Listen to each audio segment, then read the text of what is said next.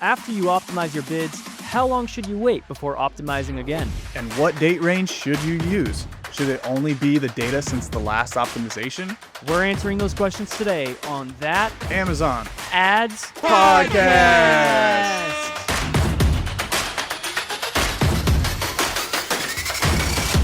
Andrew, Steven. we got a question from a user, an AdLabs user. This comment came through the podcast on one of our other YouTube videos from a Craig. So I'll read the question, and then we're going to answer that question on this episode. So just so you guys know, you should always be dropping your questions on the comments of YouTube or on Spotify, because we are reading those and answering those, and sometimes even doing a whole podcast episode just about your question. So this one says, Craig is asking, let's say I have an ACoS of 35%. All right, 35% ACoS. And I use a 30-day window for the first optimization with a target ACoS of 30%. All right, so trying to pull that ACoS down a little bit. I then come back in 1 week and my ACoS has gone down to 33% with no irregular spikes. That's good. So it's coming down, but not yet where I want it to be. Do I then run the bid optimizer again with a target ACoS of 30%? And would I then use another 30 days look back window from that day? Or would I just use the last 7 days of data, i.e. since the last optimization? Really good questions. Andrew, anything before we jump into answering those questions? Is there anything you want to that jumped out from you from this that we want to add any additional context or clarifiers to? No, I think that's pretty clear. This is a question we get very often from a lot of people. So yeah, let's dive into it and answer them questions.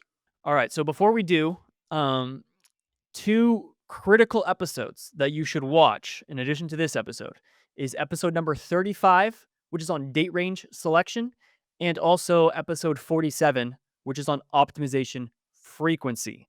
So both of those episodes, I mean, that's kind of like the 2 questions that are going on in this main question, which is just after I've optimized, does that basically change the frequency? Because we did that whole episode on optimization frequency. So basically those 2 episodes, nothing changes. Those 2 episodes are basically the answer to this, but we are going to dive in and provide a bit more nuance in this question. So that first question is basically he's seeing his ACoS at 35%. He's pulling it down to 33% within the last 7 days. And he's kind of wondering, I think, 2 things. Number one, was that enough of his last optimization? Like, did he do enough? Or does he need to jump in and optimize it again? So, Andrew, what would you say to that? Someone's looking at the last 7 days. ACoS is 33%. What do you think? Yeah. So in general, I think there's a lot of context that needs to be taken into consideration here. Usually, the first thing is knowing whether those optimizations were good or not. You can usually tell pretty quickly after pushing through those changes if you're directionally moving towards what you were trying to do. If you push through changes and then in like a day or two, you notice your spend is spiking or where your ACoS is really going out of control, you know that didn't directionally move you in the right direction. If are give it a little bit more time, I think there's a little bit of a sales attribution delay to kind of really have reliable data after those changes. So you need to allow for a little bit of those sales to come in order for you to kind of really diagnose and see whether or not those changes were effective. But you can usually tell pretty quickly whether those changes are moving you in the right direction or not. After a round of optimizations, what is going to be very accurate is your spend trend. So if your goal was to increase spend or decrease spend, obviously, usually your goal is to increase or decrease sales and increase or decrease ACoS, but obviously how you do that is going to be primarily through spend. So if the goal was to reduce your ACoS and the very next day you see that spend spikes and increases, then you're going to know that there's probably something wrong there that needs some kind of adjustments. But if you are seeing that spend is coming down, and that was kind of the goal, was to lower spend and lower ACoS, you're, like Andrew said, you're moving directionally in the right direction. I did the same thing that you said. It just said something redundant. But if that spend let's just say gets cut in half or some drastic measure, then that's going to be an indicator that like, okay, I wasn't quite trying to make those types of changes. So, that can the looking at the spend is going to be your core variable to interpret if you are moving in the right direction. The sales and the ACoS, because of that sales attribution delay, we're always a little bit delayed for the last 24 to 48 hours in the true sales that are coming through, sometimes even lasting up to a week. There's still some sales actualizing. So if you're just ever looking at today's ACoS or yesterday's ACoS, it's always going to look a little bit high. And so that would actually be a good thing for you to just be aware of in your account because every account's different. Uh, different average order values are going to have different consideration windows. So if you're selling like a $10 product, most of those sales are probably happening same day. So if you normally have a 30% ACoS, yesterday's ACoS might be like 32, 33%, not that high. But if you have like a $200 product and you're normally at 30% ACoS, yesterday's ACoS might be like 40%, 45% if there is that longer consideration window before making that purchase. So it's important to just bear in mind that the ACoS is always going to look a little bit high for the last couple of days. And if you're just looking at a 7-day time frame, then 2 of those 7 days, which is 28.5% of that data, is averaging slightly higher ACoS due to that sales attribution delay. So you do need to be you need to really take that into consideration because if this user Craig is at 33% ACoS for the last 7 days, it's possible that by end of next week, this week's ACoS actually comes down to 30% just with some additional attribution. Yep, 100%. I see that a lot on accounts. And if you're managing an account really closely, you kind of have a pulse on that. Like, within the last 2 days worth of data, your ACoS is like typically between a certain range. If you're shooting for 35%, maybe it's around 40 or, 38, 40% on those last 2 days. And typically, if you look at a longer time frame, you see that it's kind of dropped down. So you usually have a pulse on what the typical ranges are there, and you can kind of pinpoint and see if you're current ACoS is deviating from what's normal, even in a shorter time frame. And the other thing that's critical to address and ask in this case is I don't know what Craig's optimization settings were when he pushed them through. So we did another episode that would be great for you to watch is episode 104, just came out a couple weeks ago, but on micro versus macro adjustments. And we kind of talk about, we should probably do a whole separate episode on you can control so whenever you're optimizing, whether it's on a spreadsheet in the ad console, in ad labs, you're usually thinking through like, what's the max increase decrease percent that I'm willing to do as I'm calculating these bid changes. So if he was trying to reduce ACoS, but he set the max decrease to only 10%, then yeah, that sounds about right that your ACoS would only come down to 33%, which is, we would say generally you don't want to if you're trying to go from 35% to 30%, probably a good idea to work your way down over the course of around 2 weeks because that is a pretty big adjustment. That's, you're trying to reduce it by around 14%. So that is a good idea to kind of incrementally step it down. So like max 10% decrease this time. And then next week do another like max 10% decrease.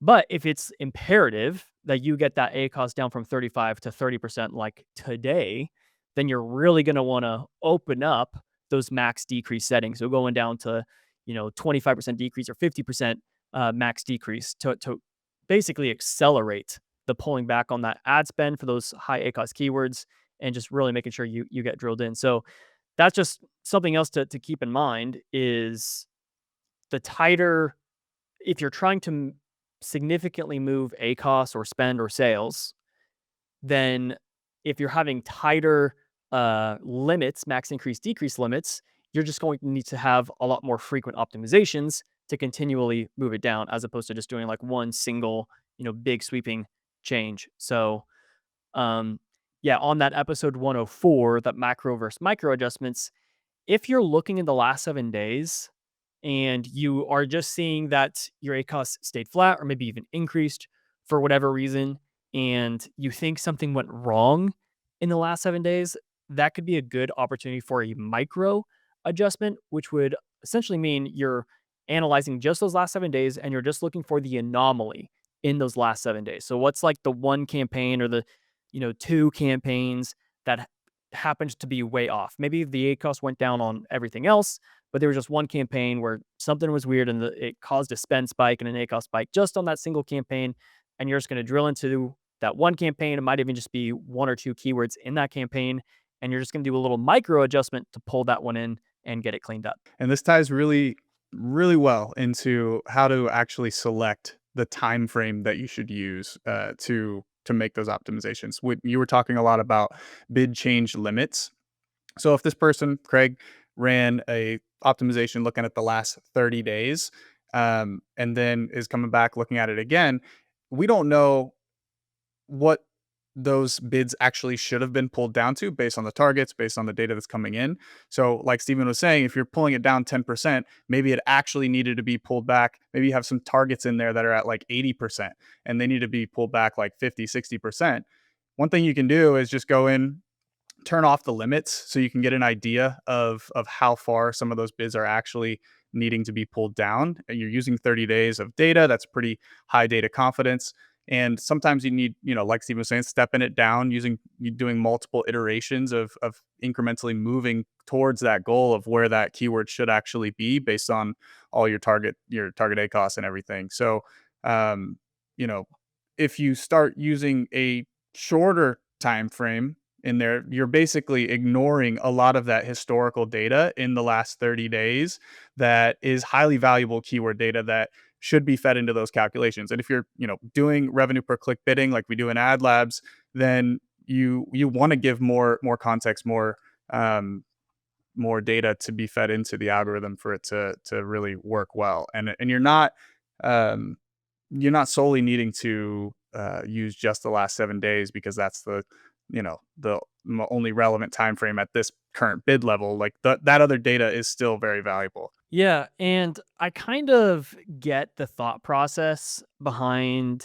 only using the last 7 days because they're like it's a different bid. So that's like a pretty big variable to like how the performance is going to behave. So I should really just kind of focus in on that. I get the logic, but it is flawed because the variables are not that big. It's still the same keyword and it's the same product. And that keyword and product are going to have a specific conversion rate in their relationship that is relevant, whether it was at a $1 bid or a 50-cent bid. Like all of that's relevant because all of that is traffic, all of that is conversion rate. You want to include all of it. And so having that longer time frame, still using the last 7 days data is going to be a good mix of like, here's some of the data since after the optimization, but also we have like thousands of clicks from before that that are all still super relevant and accurate. And I mean, if you did want to be a little bit more biased, if your kind of default date range is like 30 days and you want to be a bit more biased towards what happened since that last optimization, you can do something in between and do like a 14-day time frame. So that will, half of that data is since the last optimization, but then the other half of it is still before that optimization because it's still just a lot of relevant clicks and traffic. So in general, I would say that only optimizing from days since last optimization is a bad idea unless if it's been 30 days since your last optimization, in which case, uh, go back and watch the episode on optimization frequency because you're You should be probably not. optimizing more. Yeah, you're probably not optimizing enough. I think most people are probably optimizing like once a week or every other week. And in Typical. those Yep. cases, that's why we keep on saying watch those other episodes because on the date range selection, we talk about shorter versus longer time frames. And there's no right answer of what's the right date range. It's really just um, what is the goal? What are the considerations for each of those? And once you take into account all those considerations, then you'll have your answer. If you're using a shorter time frame, you're going in and try to make some of those micro adjustments on the campaigns. One thing that I would recommend, I don't know what Steven thinks about this, but I typically avoid optimizing placements when I'm doing that. I just go in as long as, placement performance is relatively, stable and is being allocated, the spend's being allocated how I want it to. I usually don't like using those 7-day timeframes to optimize placements. Usually it gives a lot more sporadic results, wild results. I like a little bit more data confidence. I like longer timeframes, especially if things are consistent for the account. Looking at like a 30 to 60-day time frame to optimize those placements. So when I'm going in and making those micro adjustments, I'm usually just trying to isolate the keyword that's the problem, pull it down, not really messing with the placements, just trying to address the core issue there. And then one other thing that I have heard, there was another tool that had a logic built into it that after making a bid change, it wasn't a time-based element. It wasn't like I'm going to wait 7 days or 14 days before we optimize again. It was saying we're going to wait until we get X number of clicks before we optimize again. And I was also talking with another prominent uh, thought leader and agency owner who was telling me, he was saying, this is the best logic I've ever seen. Waiting until, so let's just say you've got a high ACoS keyword, it's going to reduce the bids, and then it's going to wait until it gets another like 50, 100 clicks before it optimizes again. And he was like, you definitely need to include that in ad labs. Unfortunately, this individual didn't understand the revenue per click method, and I was trying to explain it to him, but he wasn't really interested in learning. So I wasn't able to convince him to change his mind. But waiting until X number of clicks is not great. It works if the bidding logic is simply to just decrease bids on high ACoS keywords. If that's the end of the logic, it's just like, oh, ACoS is high, reduce it by 10, 15, 20%. Then yeah, if you then, the reason why this other software is doing this is because let's just say you reduce the bids. Okay, the very next day, the last 30 days, the ACoS still looks high. So if you were running that on a daily basis, always using the last 30 days, then after you reduce the bids, the ACoS for the last 30 days hasn't changed yet. So it would reduce the bids again. And then the next day, it looks at the last 30 days, ACoS is still high. So it would reduce the bids again. We do also have another episode on titled, I think, like why automation doesn't work or something, where we explain this problem. Where just a simple decrease by X% for high ACoS keywords, looking at the last 30 days, running that on a daily basis is going to just kill the account. It's going to end up making the bids go way too low, and it's just going to cause a lot of problems. So waiting until you get another 100 clicks or whatever sounds good because it's like waiting until you get that data confidence again. But the problem with that is if that bid change was not enough. Yeah, what if ACoS is still high? Like you just wasting money that whole time. Exactly. So you can lose a ton of money that way, just waiting for that click confidence to come in where like you already have the click confidence. Like from the last 30 days of data, like we definitely have enough clicks to know what the bid should be. And this is why we use that revenue per click. Another episode you can watch is why the revenue per click is king. Sorry, I don't have the episode numbers on those, but you can search our channel for them and find them. But the same problem kind of applies to like maybe that when they reduced the bids, it was too much of a correction and now it has 0 clicks. So now it's going to be waiting until X number of clicks, which is not going to happen again. So you're going to have to wait basically 30 days until it hits this other condition, which is like no clicks in 30 days to start increasing it again. So yeah, if you're not using revenue per click, then you're going to have to do all kinds of gymnastics to try to make the logic, work. And it's just a bad overall. It's inconsistent, is what it is. It's inconsistent.